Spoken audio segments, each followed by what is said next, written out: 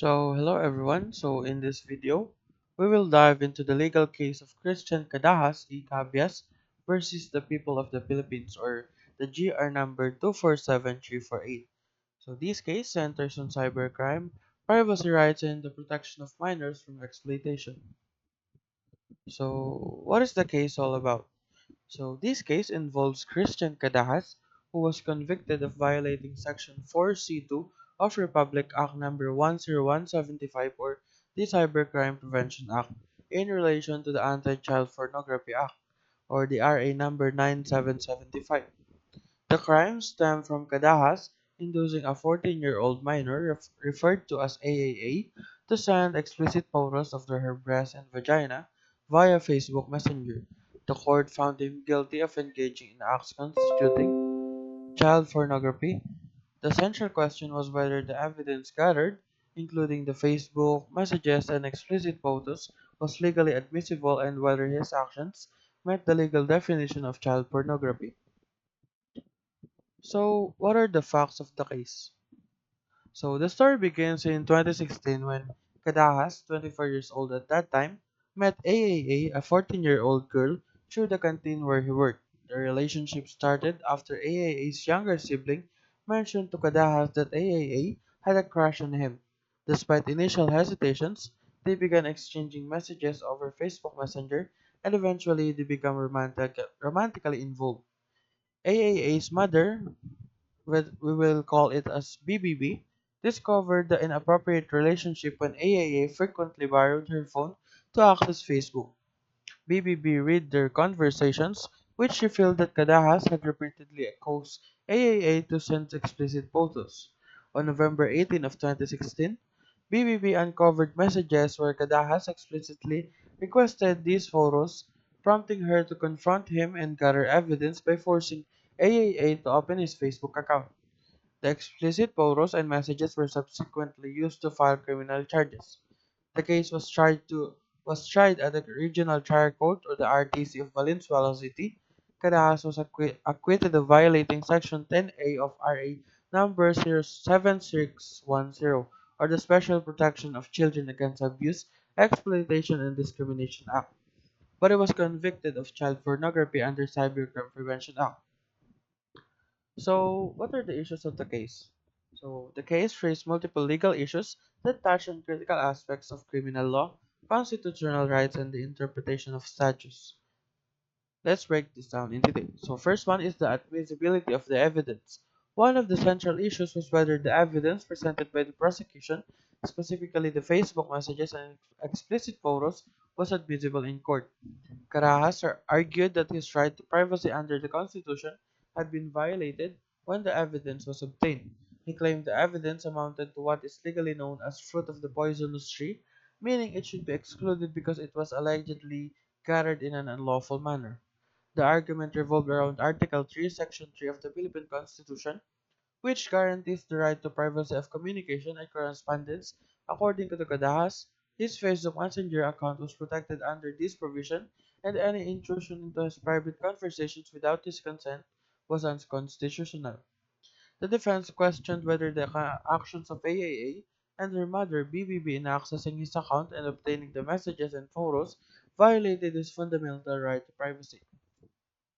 However, the prosecution countered that the evidence was obtained by a private individual, AAA, and not by state actors or law enforcement. This distinction is significant because constitutional guarantees against privacy violations primarily apply to government intrusions. The court had to determine if BBB's actions in securing the evidence were legal and whether the way the prosecution authenticated the digital evidence was valid. Number two is the legal definition of child pornography. Another critical issue was whether Kadaha's actions constituted child pornography as defined under Section 4C2 of the Cybercrime Prevention Act, or the RA number 10175, in relation to the Anti-Child Pornography Act, or the RA number 9775. The prosecution argued that Kadaha's repeated inducements to AAA to send him nude photos of her breast and vagina clearly fell under the law's definition of child pornography. According to the Anti-Child Pornography Act, Child pornography includes any representations of a minor engaged in explicit sexual activity, whether real or simulated, through various means including electronic communication. The court needed to evaluate whether the act of inducing a minor to send sexually explicit photos over Facebook Messenger met the legal criteria. It also had to determine if Kada's claim of a consensual relationship, often referred to as a sweetheart defense, had any bearing on the case given that the child pornography is classified as malum prohibitum, a crime regardless of intent or consent. Third issue is the burden of proof. The third issue was whether the prosecution had presented sufficient evidence to establish Kadahar's guilt beyond a reasonable doubt. Under Philippine criminal law, the burden of proof lies with the prosecution to demonstrate that the accused committed the crime with clear, credible, and substantial evidence. The defense argued that the evidence provided, including the screenshots of conversations and photos, did not conclusively prove Kadahar's guilt. They challenged the authenticity of the digital evidence, suggesting that it could have been manipulated or taken out of context. Additionally, the defense questions AAA's credibility as a witness, pointing out inconsistencies in her testimony. So, on the other hand, the prosecution maintained that the evidence was overwhelming. They presented authenticated screenshots of the Facebook conversations and explicit photos, coupled with AAA's testimony, which described how Kadaas persistently pressured her to send him nude images. The court also had to consider whether the sweetheart defense could nullify the charge, given that the victim was a minor and consent was irrelevant under the law. Fourth issue is that the right to privacy versus the accountability. Another nuanced issue was the balance between Kadaha's right to privacy and his accountability for alleged criminal acts. While privacy is a constitutionally protected right, the court needed to determine whether Kadaha's actions include inducing a minor to send sexually explicit material, strip him of certain privacy protections. The court also examined whether Kadahas, by voluntarily sharing his Facebook Messenger password with AAA, had effectively diminished his reasonable expectation of privacy. Fifth issue is the interpretation of inducement in child pornography. The court also grappled with interpreting inducement as an element of the crime of child pornography. The law penalizes anyone who uses, persuades, or coerces a child to perform explicit acts for the production of pornographic material. The defense argued that AAA's actions were voluntary and that Gadaas merely engaged in flirtatious exchanges. So the prosecution, however, highlighted the power dynamics in the relationship. AAA, as a minor, was vulnerable to manipulation, and Gadaas' persistent messages and coercion constituted inducement. The court had to weigh whether his repeated requests and influence over AAA's actions met the threshold for criminal liability. So this multifaceted case presented a blend of legal, ethical, and procedural challenges. These issues tested the boundaries of the constitutional rights, digital evidence, and the evolving nature of crimes in the digital age. Each issue required careful deliberation to ensure the protection of both individual rights and the welfare of vulnerable members of society. So, what is the ruling of the Supreme Court? So the Supreme Court upheld the conviction of Kadaha's ruling as follows. First one is the admissibility of evidence. The court rejected the privacy argument. It held that the evidence, the messages and the photos, was obtained by a private individual AAA and not by law enforcement or state agents. Since Kadahas voluntarily gave AAA access to his Facebook Messenger account, he had no reasonable expectation of privacy regarding its contents. The court emphasized that the right to privacy protects individuals from state intrusion, not from actions between private parties. Next one is the child pornography. The court found that Kada's repeated requests for explicit photos of AAA constituted child pornography by inducing a minor to engage in lascivious exhibition of her private parts. He violated Section 4C of the Cybercrime Prevention Act and Sections 4A and 3B of the Anti-Child Pornography Act. Third ruling is a sufficiency of evidence. The court ruled that the explicit conversations, corroborated by AA's testimony and the photos, provided overwhelming proof of Kadaha's guilt beyond a reasonable doubt.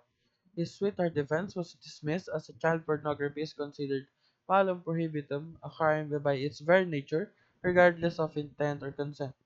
The penalty was also affirmed: imprisonment of 14 years, 8 months and 1 day as a minimum to 18 years, and 3 months as a maximum, plus a fine of 1 million pesos. So my takeaways from this case offers numerous lessons, both legal and moral. First one is technology's dual role. While platforms like Facebook Messenger enable communication, they can also facilitate criminal activities. This case underscores the responsibility that us users have when leveraging digital tools and the legal consequences of misuse. Next one is the protection of minors. The court's firm stance emphasizes that children deserve protection from any form of exploitation. The Anti-Child Pornography Act and Cybercrime Prevention Act are powerful tools or acts to safeguard their rights and dignity. Third one is the limits of privacy. The ruling demonstrates that privacy rights are not absolute, particularly in cases where evidence is obtained lawfully or voluntarily shared with another person. This is a critical reminder that in the digital age, where personal data is often shared without considering potential consequences.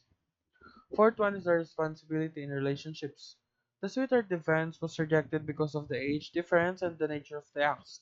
Relationships involving minors carry legal implications, and adults must exercise responsibility and avoid exploitative behavior. Fifth one is the ethical use of evidence. The case highlights the importance of proper evidence collection, authentication, and adherence to legal processes. AA's courage in testifying against Kadaas and the legal safeguards in place ensured justice was served. Sixth one and the last one was the awareness and the accountability. For the viewers, this case serves as a reminder to be vigilant against exploitation, educate others on the risks of digital interactions, and understand the laws designed to protect the vulnerable.